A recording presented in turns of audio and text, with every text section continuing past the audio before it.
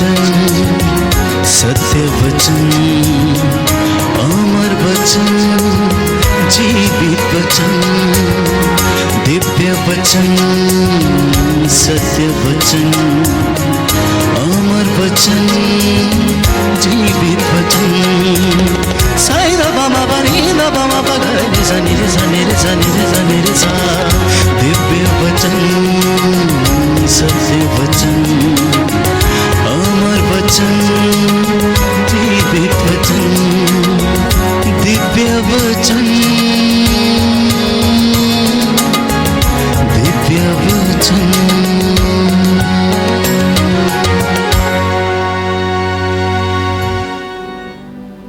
प्रियजनों, पवित्र आत्मा की अगुवाई में मैं कुछ बातें आपके साथ साझा करना चाहता हूँ। सबसे पहली बात यह है कि अपने घर के लिए मध्यस्थता करना शुरू कीजिए। जो संस्थागत कार्य करते हैं, अपनी संस्थाओं के लिए मध्यस्थता करना शुरू करें। माता पिता अपने बच्चों के लिए मध्यस्थता करना शुरू करें। जब तक आपके हाथ प्रार्थना में ऊंचे उठे रहेंगे, आपकी संतान, आपके भाई बहन जीतते रहेंगे। आपसे जुड़े हुए लोग जीतते रहेंगे। धर्म प्रचारकों की कलीसियाएं उन्नति प्राप्त करती जाएंगी। आपके बच्चे उन्नति प्राप्त करते जाएंगे। याद कीजिए मूसा, जिसके विषय में हम पढ़ते हैं निर्गमन ग्रंथ में, कि जब तक मूसा के हाथ ऊपर रहते थे, जब तक वो बिचवई करता रहता था, तब तक इजरायली जीतते जाते थे। प्यारे भाइयों और बहनों, हम प्रभु की उपस्थिति में नित्य प्रतिदिन वचन को हम सुनते हैं और पढ़ते हैं, लेकिन शायद हम उसे आत्मसात नहीं कर पाते हैं। प्रभु बार बार हमें याद दिलाता है कि मैं तुम्हारे साथ हूँ संसार के अंत तक। इसलिए आज का संदेश है कि अगर तुम आशीषों को प्राप्त करना चाहते हो, अनुग्रह को प्राप्त करना चाहते हो, मेरी महिमा देखना चाहते हो, तो मेरे दास मूसा के जैसे मध्यस्थता करना शुरू करो और मैं तुम्हें ब्लेस करूंगा। Hallelujah, hallelujah. यीशु की स्तुति हो, यीशु को धन्यवाद, यीशु को धन्यवाद, यीशु की आराधना हो, यीशु की महिमा हो, यीशु की महिमा, यीशु को धन्यवाद, यीशु को धन्यवाद। Hallelujah, hallelujah. तो प्रभु से कहना कि प्रभु मैं मूसा बनने को तैयार हूँ, प्रभु मैं मध्यस्थता करने को तैयार हूँ, क्योंकि स्वयं प्रभु यीशु पिता के दाहिने विराजमान होकर पूरे लोगों के लिए, पूरे संसार के लिए बिचवई करता है। जानते हैं मध्यस्थ व्यक्ति का काम क्या है? एक पुरोहित का काम क्या है? पुरोहित जब मध्यस्थता करता है तो प्यारे भाइयों और बहनों, ईश्वर और लोगों के बीच में जो गैप होता है उसको वो फिल कर देता है और वो बीच में आकर इंसान को ईश्वर की ओर आकर्षित करने का प्रयास करता है, उसे जोड़ता है। वैसे ही माता पिता हैं। घर का पिता, घर का मुखिया वो नबी है, घर का पुरोहित है, घर की माता वो नबिया है, वो घर की प्यारे भाइयों और बहनों सेवकाई करने वाली हैं। इसलिए अपने परिवार को समर्पित करना और मध्यस्थी बनना, मध्यस्थ प्रार्थना में बड़ा सामर्थ्य है। मध्यस्थ प्रार्थना बंधनों को तोड़ती है। मध्यस्थ प्रार्थना से युद्ध जीते हैं, बाइबल कहती है, नबियों ने और लोगों ने। मध्यस्थी प्रार्थना के द्वारा मूसा ने ऐसे ऐसे बड़े महान काम कर दिए, चमत्कार दिखा दिए कि राजा फिरौन भी उन्हें देखकर डरने लगा। जब भी कुछ थोड़ी सी बात होती थी, इजरायली लोग जब मूसा के ऊपर अभियोग लगाते थे तो मूसा दौड़ कर पर्वत पर चला जाता था और परमेश्वर के सामने घुटना टेकता और वो उससे कहता था, ये तेरी प्रजा है, ये तेरे बच्चे हैं, ये नादान हैं, इन्हें क्षमा कर, मेरा प्रभु क्रोध ना करे, मेरा प्रभु क्रोध ना करे, कहता है। या तो इन्हें क्षमा कर दे, अन्यथा तो मुझे यहाँ से जाने दे, कहता है। या तो इन्हें क्षमा कर या फिर मुझे यहाँ से जाने दे। पवित्र बाइबल कहती है कि मूसा परमेश्वर के साथ बातें करता था, फेस टू फेस उसे देखता था। वैसे ही सोदोम और गोमोरा को बचाने के लिए इब्राहिम ने मध्यस्थता किया और उसने परमेश्वर से कहा कि अगर उस गांव में, उस शहर में 50 लोग भी धर्मी पाए गए तो क्या फिर भी तू उसके लिए उसे नष्ट कर देगा? परमेश्वर इब्राहिम से कहता है, जा, मैं तेरी खातिर अगर वहां पर 50 भी धर्मी व्यक्ति मिलेंगे तो मैं उसे नष्ट नहीं करूंगा। और वो उसे छोड़ देता है। इब्राहिम की हिम्मत देखिए कि वो प्रभु से बार बार प्रार्थना करता जाता, मध्यस्थता करता जाता है और अंत में यहाँ तक ले आता है कि अगर वहाँ पर 10 मिले तो क्या प्रभु फिर भी तू उस जगह को, उस शहर को नष्ट करेगा? प्रभु ने क्या कहा, अगर वहाँ पर 10 धर्मी भी मिले तो भी मैं उस शहर को क्या करूँगा, छोड़ दूंगा। लेकिन विडंबना ये रही कि सोदोम में, गोमोरा में 10 धर्मी व्यक्ति भी नहीं मिले और इसलिए परमेश्वर ने उस जगह को आग और गंधरस बरसाकर प्यारे भाइयों और बहनों नष्ट कर दिया। उसमें से केवल लोत के परिवार को ही बचाया गया। Hallelujah, hallelujah. यीशु की स्तुति हो, यीशु की स्तुति यीशु हो। को धन्यवाद, यीशु को धन्यवाद। यीशु की आराधना हो, यीशु की आराधना, यीशु की महिमा हो, यीशु की महिमा, यीशु को धन्यवाद। यीशु को धन्यवाद। Hallelujah, hallelujah, hallelujah. हालेलुया। तो मध्यस्थता करने के साथ साथ हमारा जीवन पवित्रता में गुजरना चाहिए, परिवार को भी पवित्रता में गुजरना चाहिए। जहां हम मध्यस्थता की बात कर रहे हैं, इसी के साथ साथ मैं आपसे चंद बातें आत्मा की अगुवाई में पवित्रता के विषय में भी कहना चाहता हूं। हर व्यक्ति पवित्रता का जीवन जीने का प्रयास करना चाहता है और करता है, लेकिन फिर भी कहीं ना कहीं विफल हो जाता है। तो हमें समझने की आवश्यकता है कि पवित्रता आखिर है क्या। पवित्रता कोई बाहरी व्यवस्था नहीं है, बल्कि ये आंतरिक समर्पण है। पवित्रता कोई बाहरी व्यवस्था नहीं है। बाहरी व्यवस्था कहने का मतलब हम बाहरी चीज़ों को साफ सुथरा कर लेते हैं, अच्छा कर लेते हैं और हम सोचते हैं कि हम अच्छे हो गए, पवित्र हो गए, साफ सुथरा हो गया। नहीं, ये आंतरिक समर्पण है। जब तक कि अंतर्मन, आंतरिक चीज़ें समर्पित ना हो प्यारे भाइयों और बहनों, तब तक हम प्रभु की अगुवाई में आगे नहीं बढ़ सकते। तो प्रभु हमें समझाना चाहता है। हम अक्सर सोचते हैं कि अगर घर बड़ा है और अगर बच्चे आज्ञाकारी हैं और अगर सब कुछ ठीक है तो हमारा परिवार क्या है, अच्छा है और परिवार हमारा पवित्र है। लेकिन पवित्र परिवार जिसके विषय में मैं और आप बात करते, नाजरत का वो परिवार, माता मरियम, यीशु और यूसुफ का वो परिवार गरीब था, असुरक्षित था, विस्थापित था। जैसे जैसे स्वर्गदूत उन्हें संदेश देता है प्यारे भाइयों और बहनों, वैसे वैसे यूसुफ स्वर्गदूत की बात स्वप्न में मानकर वहां से वो चला जाता है। स्वर्गदूत आता, संदेश देता है और कहता है कि राजा हेरोद बालक को मारना चाहता है, इसलिए तुम बालक को लेकर क्या चले जाओ, मिस्र देश चले जाओ। उन्हें घर से विस्थापित होना पड़ा, लेकिन फिर भी उन्होंने पवित्रताई में जिंदगी गुजारी। उन्होंने प्यारे भाइयों और बहनों अपनी जिंदगी की उन विषम परिस्थितियों के साथ समझौता नहीं किया। ईश्वर उनका केंद्र था, ईश्वर उनके साथ रहता था। मत्ती के सुसमाचार अध्याय 6 पद संख्या 33 में हम पढ़ते हैं, जैसा कि यीशु ने कहा, तुम सबसे पहले ईश्वर और उसके राज्य और उसकी धार्मिकता की खोज करो, बाकी की चीज़ें तुम्हें यूं ही मिल जाएंगी।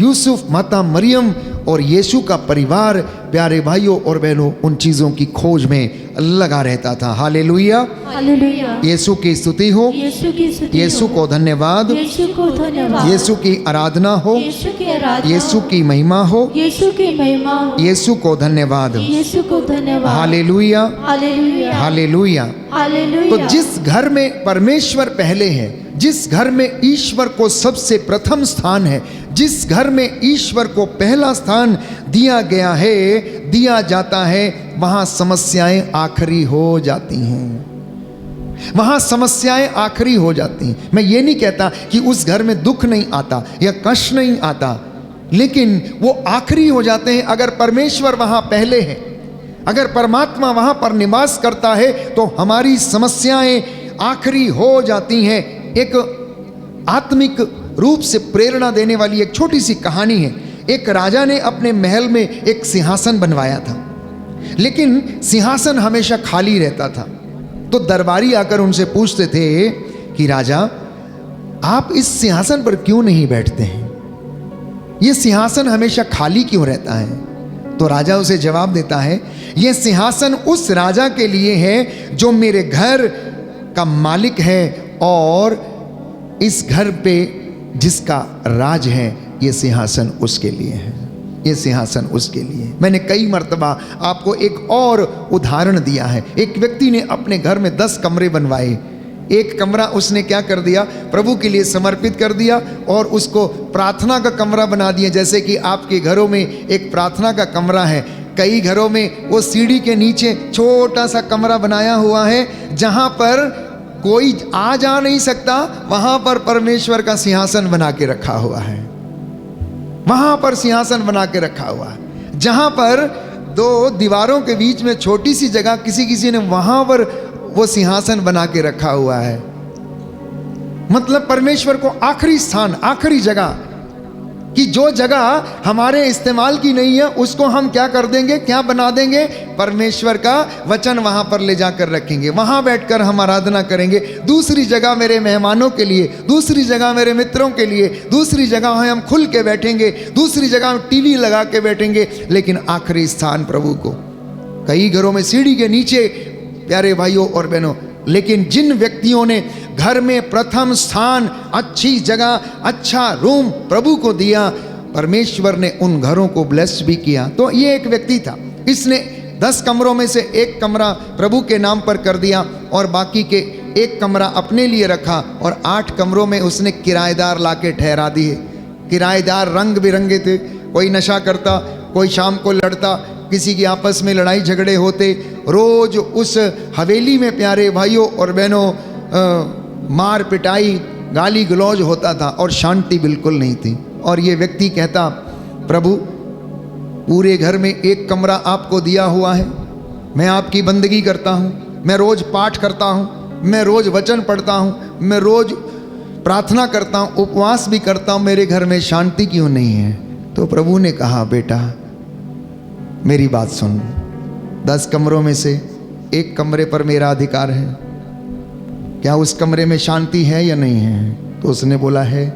बाकी कमरों पर मेरा अधिकार नहीं है, इसलिए उन कमरों में शांति नहीं है। उसे समझ में आया, उसने कहा, ठीक है प्रभु, मैं एक आपको ऊपर वाले और 4 कमरे दे देता हूँ, ऊपर की मंजिल पूरी आपकी, ऊपर की मंजिल पूरी आपकी। तो उसने क्या किया, ऐसे लोगों को लाकर वहाँ पर रखा जो प्रार्थना करने वाले थे, प्रभु को प्रसन्न करने वाले थे, धर्म के रास्ते पर चलने वाले थे, सत्य के मार्ग पर चलने वाले थे। अब कुछ दिन बीते तो वहाँ पर कुछ अच्छे लोग, सादगी भरे लोग आकर रहने लगे, पाठ करने वाले लोग रहने लगे। ऊपर की मंजिल में शांति हो गई और वो दुआ प्रार्थना करने लगे। लेकिन फिर नीचे वाली मंजिल में प्यारे भाइयों और बहनों, ग्राउंड फ्लोर में 4 कमरे और पड़े हुए थे, उनमें भी रोज लड़ाई झगड़ा, क्योंकि वो उसने प्रभु के नाम पर नहीं किए थे। फिर शिकायत करने दौड़ा, अब और क्या चाहिए, 5 कमरे मैंने आपको दिए हैं। तो प्रभु ने कहा, 5 पर मेरा अधिकार है, दूसरे 5 पर मेरा अधिकार नहीं है। तो इस मालिक ने सोचा, घर के मालिक ने सोचा, क्यों ना मैं और 4 कमरे प्रभु को दे दूं, हो सकता है फिर शांति आ जाएगी। तो उसने और 4 कमरे प्रभु के नाम पर कर दिए और उसमें भी पूजा पाठ करने लगा, और उन 9 कमरों में अब शांति हो गई और घर में बहुत सारी शांति हो गई, लोग आराम से रहने लगे। लेकिन फिर भी उसे चैन नहीं आया, उसके अपने कमरे में शांति नहीं थी। फिर वो दौड़ता है और कहता है, अब मैंने आपको 9 कमरे दे दिए हैं, लेकिन फिर भी मेरे घर में शांति नहीं है, मैं फिर भी बेचैन रहता हूं। तो उसे जवाब मिला, देखो घर में 10 कमरे हैं, 9 तुमने मुझे दिए हैं जिन पर मेरा अधिकार है। जहां मेरा अधिकार है वहां शांति है, जहां मेरा अधिकार नहीं है वहां शांति नहीं है। जानते हैं क्यों? क्योंकि उसके अपने कमरे में बहुत सारी ऐसी चीज़ें थीं जो बुरी चीज़ें थीं, अश्लीलता थी, नशा था, हर प्रकार की गंदगी थी उसके अपने कमरे में। जिससे वो आज़ाद होना नहीं चाहता था। उसे समझ में आया कि उसे अपना कमरा साफ करने की ज़रूरत है और उसमें प्रभु को अधिकार देने की ज़रूरत है। उसे समझ में आ गया प्यारे भाइयों और बहनों, और वो प्रभु के पास जाता है और कहता है, प्रभु अगर बात ऐसी है तो आज से मैं पूरे घर पर आपको अधिकार देता हूँ। ये लो कुंजियाँ, ये आज से आपकी, घर आज से आपका, आप इस घर के मालिक और मैं इसमें किराएदार के जैसे रहूँगा।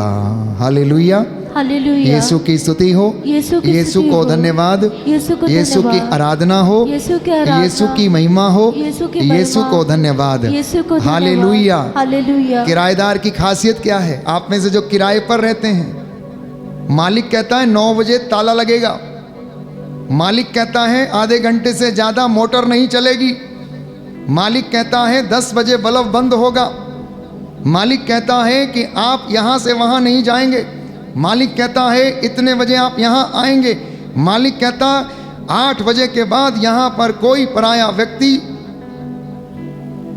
या इस तरीके की हरकत करने वाला व्यक्ति कोई भी इस घर में नहीं आना चाहिए। मतलब अगर कोई किराएदार पर, किराए पर रहता है मकान में, तो उसे हर कदम फूंक फूंक के रखना पड़ता है। प्रभु के साथ भी ऐसा ही है। काश ये दुनिया समझ पाती कि हम यहाँ पर यात्री हैं, हम यहाँ पर किराए के मकान में रहने के लिए आए हैं। ये दुनिया सदा के लिए हमारी नहीं है, ये मिट्टी है, ये तो मिट्टी में मिलेगी। प्यारे भाइयों और बहनों, हम यहाँ पर यात्री हैं और हमें बड़ी सावधानी से अपने जीवन को व्यतीत करना है।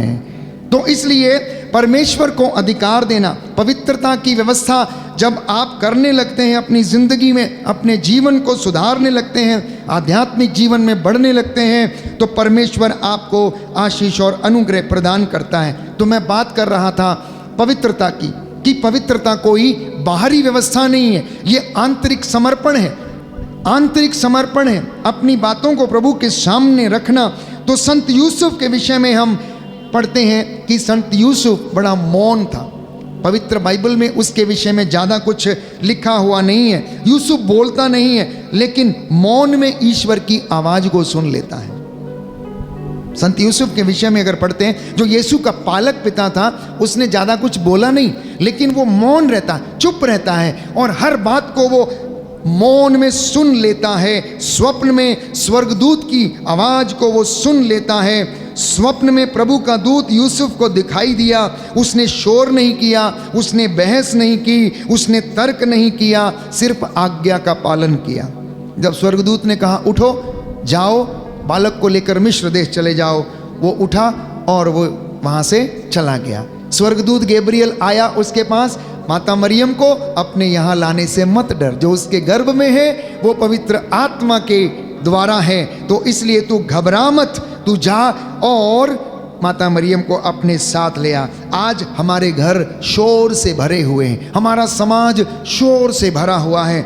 हमारे समाज में, हमारे घर में, हमारे परिवार में, व्यक्तिगत जीवन में टीवी का शोर है, मोबाइल का शोर है। बच्चों के लिए प्यारे भाइयों और बहनों, मोबाइल पर गेम्स का शोर है, डांस, कैबरे और नाइट क्लब्स, इन तमाम चीज़ों के शोर में दुनिया खोई हुई है। दुनिया खोई हुई है, हर तरफ शोर है। इतना शोर कि आप और मैं परमेश्वर की आवाज़ को सुनने में असमर्थ हैं, पवित्र शास्त्रों की आवाज़ को सुनने में असमर्थ हैं। सोशल मीडिया का शोर है, लेकिन आत्मा प्यारे भाइयों और बहनों मौन में बोलती है। आत्मा मौन में बोलती है। तो भजन संहिता 46 पद संख्या 10 में हम पढ़ते हैं, शांत हो, चुप हो जाओ और जान लो कि मैं ही परमेश्वर हूँ। बोलिए आमीन, आमीन, हालेलुया, हालेलुया। यीशु की स्तुति हो, यीशु की स्तुति हो, यीशु को धन्यवाद, यीशु को धन्यवाद, यीशु की आराधना हो, यीशु की आराधना हो, यीशु की महिमा हो, यीशु की महिमा यीशु को हो, धन्यवाद, यीशु को धन्यवाद, hallelujah, hallelujah, hallelujah, hallelujah, hallelujah, hallelujah, hallelujah. Hallelujah. एक और छोटी सी प्रेरणादायक कहानी है, और वो ये है, टूटा हुआ रेडियो। टूटा हुआ रेडियो। एक रेडियो बहुत महंगा था, लेकिन आवाज उसमें साफ नहीं आती थी। तो मिस्त्री ने कहा जब व्यक्ति उसको रिपेयर करने के लिए लेके गया कि भाई साहब जरा देखना इसकी आवाज़ साफ नहीं आ रही है, ये आवाज़ इसकी ख़राब है, ये बहुत सुंदर तो है लेकिन आवाज़ नहीं आ रही है। मिस्त्री ने कहा इसका सब कुछ ठीक है, इसमें कोई समस्या नहीं है, क्योंकि बाहर शोर ज़्यादा है इसलिए तुम इसकी आवाज़ को अच्छी तरह से सुन नहीं पाते हो। ठीक वैसे ही कोई व्यक्ति अगर ये कहे कि परमेश्वर मेरी बात नहीं सुनता, परमेश्वर है ही नहीं, परमेश्वर कहीं है ही नहीं, परमात्मा कहीं है ही नहीं, बात ये नहीं है। बात ये है कि आज दुनिया इस शोर में खोई हुई है, ऐसी आवाज़ों में खोई हुई है कि वो ईश्वर की आवाज़ को सुनने में असमर्थ है, क्योंकि प्यारे भाइयों और बहनों इस दुनिया में शोर बहुत ज़्यादा है। तो आत्मा में हम लोगों को सब कुछ सहन करने की कृपा मिलती है, जैसा कि माँ मरियम को सब कुछ सहन करने की कृपा मिली। मरियम सब कुछ समझती नहीं थी लेकिन वो सब कुछ सहन कर गई। लूकस के सुसमाचार अध्याय 2 पद संख्या 35 में हम पढ़ते हैं कि पवित्र बाइबल कहती है, सिमियोन ने कहा एक तलवार तेरे हृदय को आर पार भेदेगी। मरियम ने कोई सवाल नहीं किया, मरियम ने कोई प्रश्न नहीं किया, मरियम ने कोई शिकायत नहीं की, ना ही मरियम ने कोई तुलना की, ना ही उससे पूछा कि ऐसा क्यों होगा, ऐसा कैसे होगा। लेकिन वो उन शब्दों को अपने हृदय में संजोए रखती थी। वो जानती थी कि ईश्वर की योजना दर्द के रास्ते से गुजरती है। आत्मिक सच्चाई ये है कि हर माँ का दुख प्रार्थना बन सकता है, हर माँ का दुख प्रार्थना बन सकता है। क्या आप तैयार हैं अपने दुखों को प्रार्थना बनाने के लिए?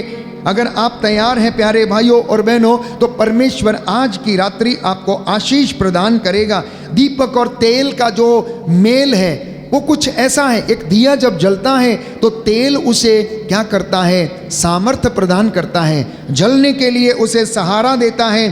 तो मरियम के अंदर वो जो तेल था, जो सामर्थ्य देता था, वो था विश्वास, वो था धैर्य, वो था मौन में वो जो प्रार्थना करती थी और नित्य प्रतिदिन परमेश्वर के साथ जुड़ी रहती थी, जिससे कि उसे सामर्थ्य मिलता था। Hallelujah, hallelujah. यीशु की स्तुति हो, यीशु की स्तुति यीशु हो, को धन्यवाद, यीशु को धन्यवाद, यीशु की आराधना हो, यीशु की आराधना, यीशु की महिमा हो, यीशु की महिमा, यीशु को धन्यवाद, यीशु को धन्यवाद। Hallelujah, hallelujah, hallelujah, hallelujah, hallelujah, hallelujah, hallelujah. Hallelujah. जब माँ मरियम पवित्रता में रही, जीवन को व्यतीत करती रही, बाइबल कहती है उनके पुत्र उत्पन्न हुआ जो यीशु, उनका नाम उन्होंने यीशु रखा और बालक बुद्धि और अनुग्रह में बढ़ता गया। 30 साल तक उसने चमत्कार नहीं किए, लेकिन 30 साल के बाद उन्होंने अपनी सेवकाई शुरू की। अपना साधारण जीवन 30 साल तक व्यतीत करते रहे और आदत के अनुसार मंदिर जाना और वहाँ पर शास्त्रियों फरीजियों के साथ बैठकर वार्तालाप करना, वचन को बोलना, ये उनकी आदत बन चुकी थी। प्यारे भाइयों और बहनों, ईश्वर किसी काम में जल्दी नहीं करता है, याद रखना मेरी बात को। प्रभु यीशु को सेवकाई शुरू करने के लिए 30 साल लगे। आज कुछ भाई लोग, कुछ बहनें, प्यारे भाइयों और बहनों, 2 दिन नहीं होते, 3 दिन नहीं होते, 4 दिन, 5 दिन, साल भर, 6 महीने, और वो ऐसा लगता है कि वो बहुत बड़े महान प्रचारक बन चुके हैं और प्रभु की अगुवाई में जीवन व्यतीत करने के लिए लग जाते हैं। और कहीं ना कहीं उनका अनुभव, प्यारे भाइयों और बहनों, जिसको वो प्राप्त नहीं कर पाते, उसकी वजह से वो गिर जाते हैं। तो ईश्वर जल्दी नहीं करता, वो गहराई में काम करता है। यीशु मसीह के जीवन में भी ईश्वर ने 30 बरस तक गहराई से काम किया और यीशु मसीह को तैयार किया सेवकाई करने के लिए। 30 साल की अवस्था में जब वो पहुंचे कफरनाहूम से, उन्होंने अपनी सेवकाई की शुरुआत की। आज के बच्चे तुरंत चाहते हैं, इंस्टेंट इफेक्ट चाहते हैं, सब कुछ इंस्टेंट है। आपके घर में 10 मिनट के अंदर सामान पहुंचता है, चाहे वो अमेज़ॉन हो, चाहे वो ब्लिंकिट हो, या किसी भी तरीके की कोई भी ऐप आपके दरवाजे पर इंस्टेंटली, प्यारे भाइयों और बहनों, चीज़ पहुंचाने में समर्थ है। आज के बच्चे जरा सा भी धैर्य रखने में असमर्थ हैं। लेकिन याद रखिएगा, कठिन परिश्रम के बिना सफलता नहीं मिल सकती, कठिन परिश्रम के बिना सफलता नहीं मिल सकती। तो यीशु हमें सिखाता है कि छिपा हुआ जीवन भी पवित्र हो सकता है। छिपा हुआ जीवन भी पवित्र हो सकता है। दो पेड़ थे, एक बांस का और एक ओक का मतलब चीड़ बोलते ना, हाँ चीड़ का पेड़, जो बहुत लंबा पहाड़ों के ऊपर बड़े बड़े लंबे देवदार के पेड़ जो होते हैं वो लंबे लंबे पेड़, और एक बांस का पेड़ था। ओक अर्थात चीड़ 5 साल में बढ़ता है और बांस 5 साल तक कुछ भी नहीं दिखाता है प्यारे भाई और बहनों, कुछ भी नहीं दिखाता है, लेकिन अपनी क्या करता है, जड़ें बनाता है। 5वें साल में बांस फिर तेजी से बढ़ता है। तो हमारे जीवन में आत्मिक उन्नति भी कुछ इसी तरीके से होती है। पहले आत्मिक जड़ें बढ़ती हैं और उसके बाद हम बाहरी कार्यों को करने में सफल होते हैं। तो परिवार जहाँ पर आपकी आत्मिक जड़ें मजबूत होनी चाहिए, आज प्रभु आपको सिखाना चाहता है कि परिवार आत्माओं का युद्ध स्थल है। परिवार आत्माओं का युद्ध स्थल है। परिवार केवल सामाजिक इकाई नहीं है, बल्कि आत्मिक युद्ध का स्थान है। इसलिए आज आप देखिए वहां पर कितने युद्ध हो रहे, पति पत्नी की नहीं बन रही, बच्चे और माता पिता की नहीं बन रही, पड़ोसियों के साथ नहीं बन रही, आए दिन झगड़े हो रहे, सास बहू की नहीं बन रही, देवर जेठानी में झगड़े हो रहे, देवर देवरानी में झगड़े हो रहे। क्या हो रहा है? क्या ये युद्ध का जगह नहीं? क्या ये युद्ध की जगह नहीं? प्रभु हमको सिखाना चाहता है प्यारे भाइयों और बहनों कि आज का परिवार केवल एक सामाजिक इकाई नहीं है, बल्कि ये आत्मिक युद्ध का स्थान है। इसलिए अफेसियों के पत्र अध्याय 6 पद संख्या 12 में पढ़ेंगे, हमारा संघर्ष लोगों से नहीं, हमारी लड़ाई व्यक्तियों से नहीं, बल्कि हमारी लड़ाई आकाश की दुष्ट आत्माओं से है। इसलिए पति पत्नी को एक दूसरे से नहीं, बल्कि समस्याओं से लड़ना चाहिए। सुनिए ध्यान से मेरी बात, आज से पति पत्नी एक दूसरे से ना लड़े, बल्कि अपनी समस्याओं से लड़े। बच्चे अपने माता पिता से ना लड़े, बल्कि अपनी समस्याओं से आप लड़ना सीखिए। अपनी विषम परिस्थितियों में आप धैर्य के साथ आगे बढ़ना सीखिए। क्षमा जो है वो आत्मिक हथियार है और प्रार्थना आत्मिक ढाल है। प्यारे भाइयों और बहनों, ये 2 वचन आज कम से कम आप याद रखना। यूं तो मैंने बहुत से वचन आपको बोले हैं जो आप याद रख सकते हैं। क्षमा आत्मिक हथियार है और प्रार्थना आत्मिक ढाल है। अगर ये 2 चीजें विश्वासी की जिंदगी में हैं तो आप पवित्रता में आगे बढ़ते जाएंगे। 2 भेड़िए प्यारे भाइयों और बहनों, एक बुजुर्ग हो गया और बुजुर्ग ने कहा हमारे भीतर 2 भेड़िए हैं, एक प्रेम का है और एक क्रोध का है। तो हम किसे ज्यादा खिलाते हैं? कौन से भेड़िए को ज्यादा खिलाते हैं? एक व्यक्ति जो बुजुर्ग हो जाता है प्यारे भाइयों और बहनों, हो सकता है उसके अंदर प्रेम भी है, क्रोध भी है, लेकिन वो कौन से व्यक्ति को ज़्यादा तवज्जो देता है और कौन से व्यक्ति को ज़्यादा पालन पोषण करता है, ये हमें मनन चिंतन करने की आवश्यकता है। इसलिए हम प्रार्थना करेंगे कि हे प्रभु, मुझे अपने घर का मूसा बनने की कृपा दे। पहली बात, मुझे अपनी संस्था का, मुझे अपनी कलीसिया का मूसा बनने की कृपा दे। आप माता पिता कहना कि हे प्रभु, मुझे भी मूसा के जैसे मध्यस्थी प्रार्थना करने का वरदान प्रदान कर। तीसरा, प्रभु से प्रार्थना करना कि हे प्रभु, मुझे आंतरिक कृपा से भर, जिससे कि मैं पवित्रता का जीवन व्यतीत कर सकूं। चौथा, जैसा मैंने कहा कि घर परिवार में सबसे पहला स्थान प्रभु को देना, तो आपकी जो समस्याएं हैं वो आखिरी हो जाएंगी। और आखिरी बात मैं आपसे कहना चाहता हूं कि प्रार्थना, श्रम, मौन और विश्वास प्यारे भाइयों और बहनों, ये आपके जीवन में आपको आत्मिक उन्नति प्रदान कर सकते हैं। आमीन।